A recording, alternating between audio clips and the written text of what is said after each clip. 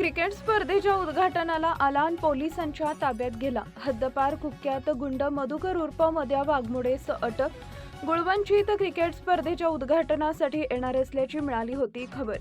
सहाय्यक पोलीस आयुक्त बिरप्पा लातुरे यांच्या अचूक नियोजनामुळे कारवाई। जत परिसरात दहशत निर्माण करणारा तसेच खंडणी, अपहरण, मारहाण आणि अन्य गंभीर गुन्ह्यांमध्ये सहभागी असलेला हद्दपार कुख्यात गुंड मधुकर उर्फ मध्या दादासो वाघमोडे वयवर्ष 40 राहणार गुळवंची तालुका जत यास जत पोलिसांनी सोमवारी दिनांक 15 रोजी सायंकाळी अटक केली।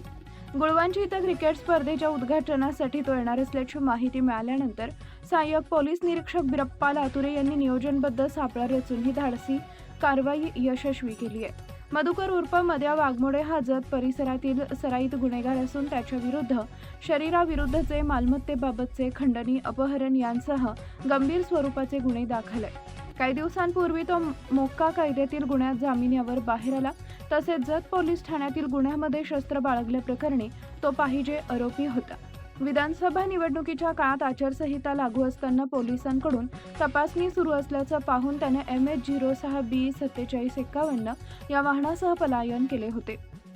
त्याच्या वाहनातून तलवार व लोखंडी एकडा जप्त करण्यात आला होता। त्यानंतर तो परागंदा झाला होता।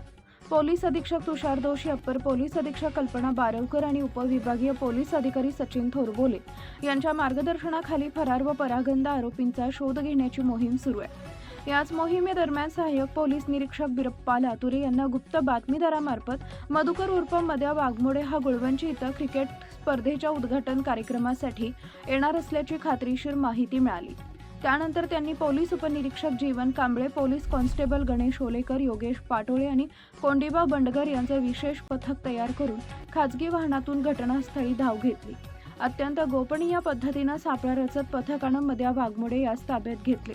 मुंबई उच्च न्यायालयाच्या आदेशानुसार महाराष्ट्र राज्यात प्रवेश करण्यास बंदी असतानाही त्यानं आदेशाचं उल्लंघन केल्यानं भारतीय न्याय संहिता कलम 223 अंतर्गत आणखी एक गुन्हा दाखल करण्यात आला।